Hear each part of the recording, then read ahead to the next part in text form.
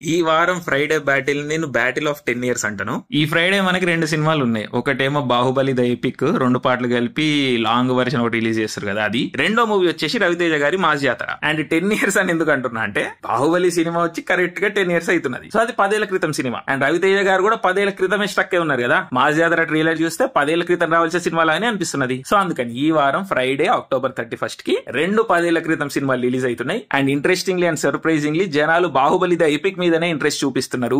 Literally 10 ఏళ్ల క్రితం సినిమాకి ప్రీమియర్లు పడుతున్నాయి. 31st October అఫీషియల్ రిలీజ్ అయితే థర్స్డే రోజు 30th రోజే ప్రీమియర్ షోలు ఉన్నాయి బాహుబలి ద ఎపిక్ కి. అండ్ మాస్ జాతరకి 31st రోజు కూడా సరిగా షోలు లేవు. 31st ప్రీమియర్ అంటున్నారు సినిమాది. అంటే లిటరల్లీ 10 ఏళ్ల క్రితం సినిమా బెటర్ ఓపెనింగ్ తీసుకుంటున్నది with premieres. So called latest cinema mass Jathara మాత్రం 31st రోజు ఫ్రైడే రోజు ప్రీమియర్ వేసుకుంటున్నది limited shows. Wider release first Saturday రోజు అంట. ఏమైతున్నది అసలు, ఏమైతున్నది రవితేజ గారితో ఏమైతున్నది? అండ్ మాస్ జాతర వచ్చేసి సితారా నాగవంశి సినిమా. కాంపిటీషన్ లో ప్రతిసారి నాగవంశి గారి సినిమాలు అసలు నడవవు. గుంటూరు కారం చూసినాము హనుమాన్ తో ఓడిపోయింది. లక్కీ భాస్కర్ చూసినాము అమరన్ తో ఓడిపోయింది. డాకుమారాజ్ చూసినాము సంక్రాంతికి వస్తున్నాంతో ఓడిపోయింది. సో సితారా నాగవంశికి కాంపిటీషన్ అని వచ్చిరావు. దానికి తోడు రవితేజ గారు 10 ఏళ్ల క్రితం సినిమాలు తీస్తున్నారు. సో మాస్ జాతర సినిమా చాలా చాలా అంటే చాలా చాలా టఫ్ పొజిషన్ లో ఉన్నది. Baahubali the epic bigger opening తీసుకోబోతున్నది అన్నది అంచనా ఈ రోజు వరకు అయితే. సో చూద్దాం వీకెండ్ వచ్చే వరకు ఏమైనా పరిస్థితి మారుతుందా. అండ్ మాస్ జాతరలో శ్రీలీల ఫ్యాక్టర్ కూడా ఉంటది. సో చూద్దాం. Let's see. But 10 year battle this Friday.